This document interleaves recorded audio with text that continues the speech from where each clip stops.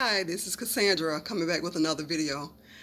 Today I just wanted to come back and talk about a few things. I was in the kitchen making some coffee. My sister had given me some of her coffee, yesterday. And I just like, let me get up and make me a cup of coffee because I'm really basically a tea drinker. A lot of times I love tea. My youngest daughter is a tea maker. So yes, she has a company, Kai's Tea House, and she makes organic teas right now. So if you, I guess it's a little shout out, to her, to anybody who is interested in organic teas, and she's an herbalist, so that'll be a good thing to do. But anyway, I got up and made coffee this morning because my mind was on a dream that I had had.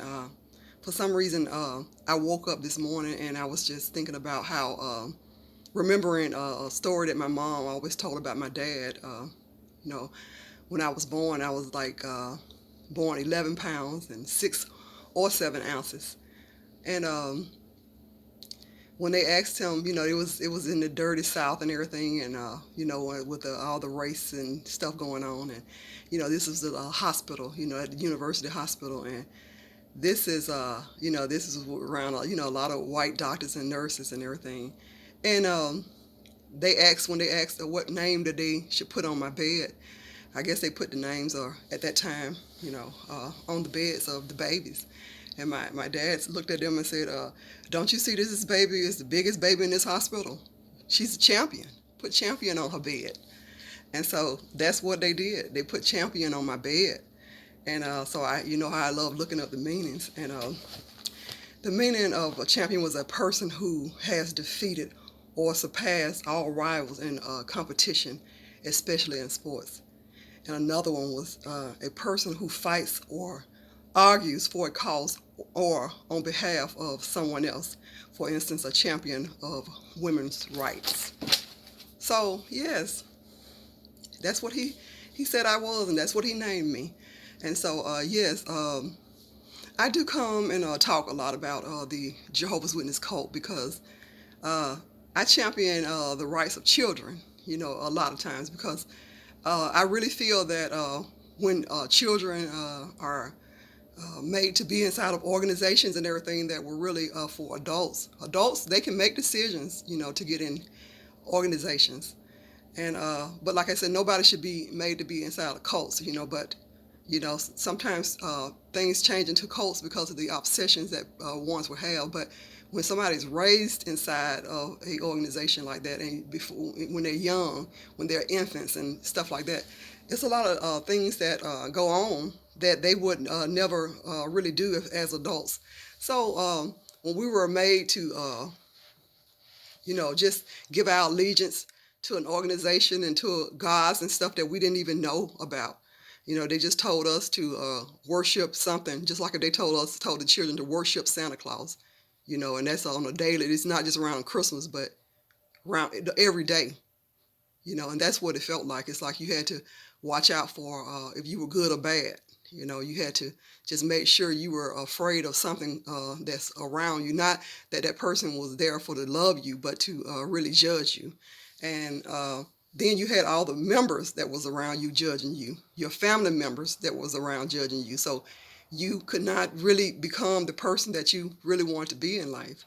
So yes, you don't even know what you missed out on. I mean, I guess you don't know what you didn't have, but once you get out of it, you do look around and you say, "Wow, those decisions that I made were really based on the fact of being inside of the organization."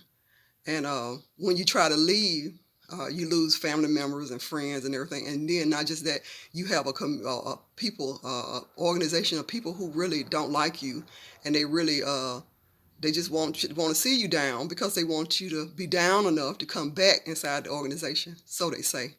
So anyway, yes, I just thought about that kind of stuff, and it's just none of it really made any sense or anything. But when you're in something that's senseless, something like narcissists, empath. Me being an empath, being raised by narcissists is like being raised by like a boy being raised by wolves and everything. So Yeah, it did give me a big edge because I know what to watch for and look out for now. And now I do know how to stand up for myself. You know, I know how to champion. You know, so yes, on behalf of children and women and just people who are just just need somebody to speak up for them at a time when their voice is lost, because sometimes you lose you have a voice, but your voice could be like in the mornings my voice is very deep and heavy. It's hard to speak. So by the time in the daytime it gets more fluid and just it just go on, but in the mornings it's hard. So for the children and women who are having a hard time, speaking right this time, because I was just thinking about the fact that since the light will get brighter inside the congregations and the inside the organization, how come it never did get brighter for women? I just think about how much help and how much people could really be okay inside of the organization if they had women that would be inside of the judicial committees.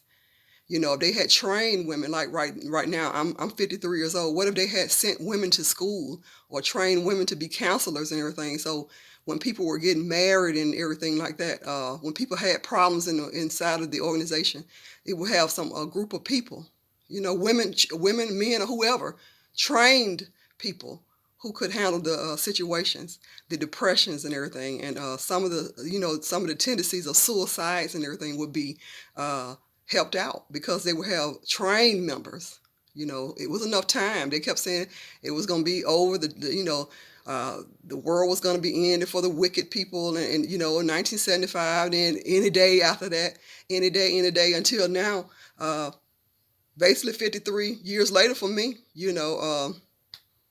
they're still saying the same thing. But what if a lot of people had been trained to really just handle the issues that come up inside of the organizations.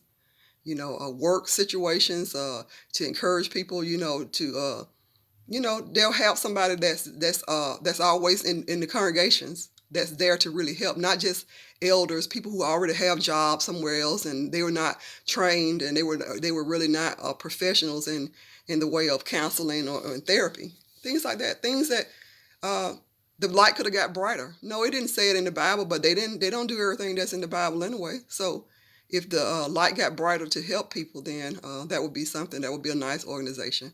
But when the organization is just for the top people to get their monies and powers and stuff like that, then yeah, that's a problem. So anyway, yes, we all can have a voice. Those are not people that that you should be afraid of anymore. Those are people who really are cowards. They actually use your own families and your friends and stuff against you. They pit people against each other. So it's almost like they are just really really people who just sit and watch fights, but they're not trained. They can't even get into a fight themselves. So anyway, I was drinking out of this cup. I don't know if it's reading the right thing, the way I'm showing it, but it says life is short by the shoes. So yes, life is too short to, be worried about what other people want you to do, and worried about what other people have you, manipulating you and everything. No, life is about what you want to do. And for me, yes, by the shoes. So anyway, I hope everyone's having a great day. Thanks for watching.